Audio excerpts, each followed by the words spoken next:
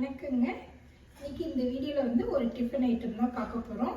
ஆலு பரோட்டாவும் தயிர் வெங்காயம் பார்க்கலாங்க. இது வந்து நான் செய்யலை, வேலைக்கு ஒரு ஆண்டி தான் செய்கிறாங்க.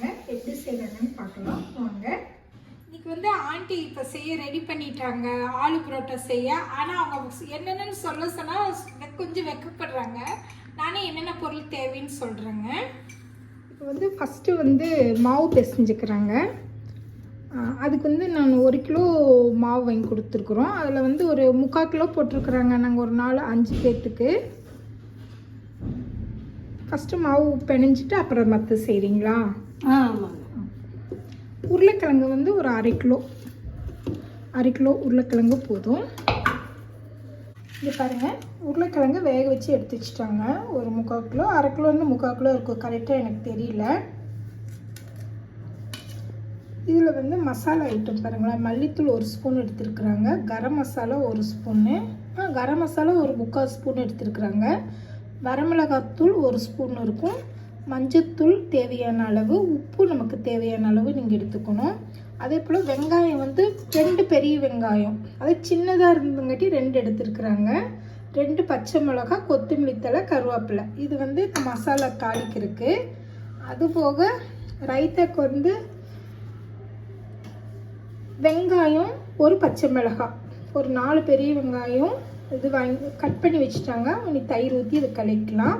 எப்படி தாளித்து விட்றாங்கன்னு பார்க்கலாங்க. இங்கே பாருங்கள், மாவு நல்லா பிசைஞ்சிட்டாங்க, சாஃப்டாக பிசைஞ்சிட்டாங்க. இங்கே பாருங்கள், ஒரு வடைச்சிட்டு வச்சுருக்குது, அடுப்பு பற்ற வச்சு. அதில் வந்து கொஞ்சமாக எண்ணெய் ஊற்றிட்டாங்க. இந்த மசாலாலாம் போட்டு ஒரு ஓட்டிட்டோன்னு வைங்களேன், பச்சை வாசம் வராது. அதுக்காக கொஞ்சமாக எண்ணெய் ஊற்றி இந்த மாதிரி எல்லாம் எண்ணெயில் போட்டு எடுத்துட்டோம்னா நல்லா இருக்குங்கிறதுக்காக எண்ணெய் ஊற்றி வச்சுருக்குறாங்க.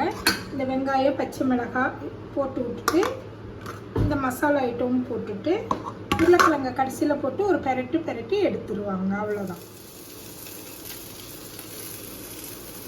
நம்ம சாப்பிடும்போது இது டேஸ்ட்டாக இருக்கும், அதுக்காக இந்த மாதிரி பண்ணுறாங்க.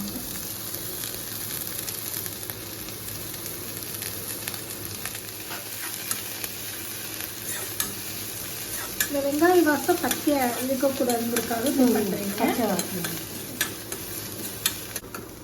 பார்த்தீங்களா, ஒரு 2 நிமிஷம் தான். அதுக்கப்புறம் இந்த பொடியெல்லாம் போட்டுட்டாங்க.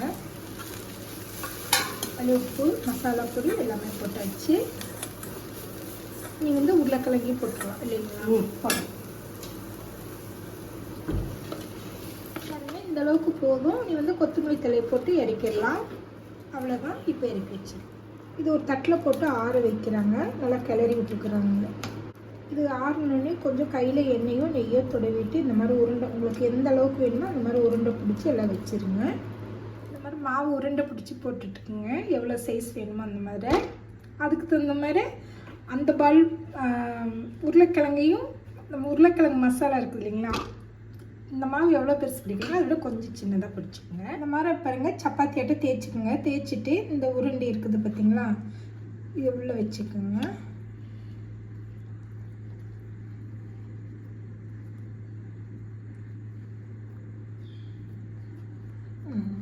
இதை வந்து அப்படியே தேய்ச்சி கல்லில் போடணும். கொஞ்சம் மாவு தொட்டுக்கலாம் இல்லைங்களா, இல்லை எண்ணெயை தொட்டுக்குவீங்களா? இல்லை, மாவை தொட்டு மாவு எடுத்து தொட்டுக்குவாங்க.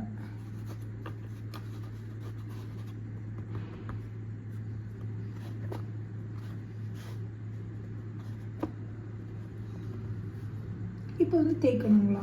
சரி, தேய்ங்க.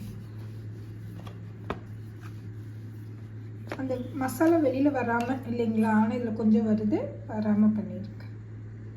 இங்கே பாருங்கள், இந்த மாதிரி தான் தேய்ச்சிக்கோங்க.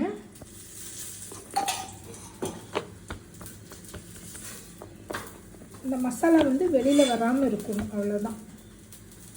பாருங்க, ஒவ்வொன்றும் இந்த மாதிரி தேய்ச்சி ஒவ்வொன்றா போட்டு எடுத்துட வேண்டியதான். நம்ம நெய் வேணாலும் ஊற்றிக்கலாம், ஆயில் வேணாலும் ஊற்றிக்கலாம், என்ன வேணாலும் ஊற்றிக்கலாங்க. திருப்பி போட்டு எடுத்துக்கலாம்.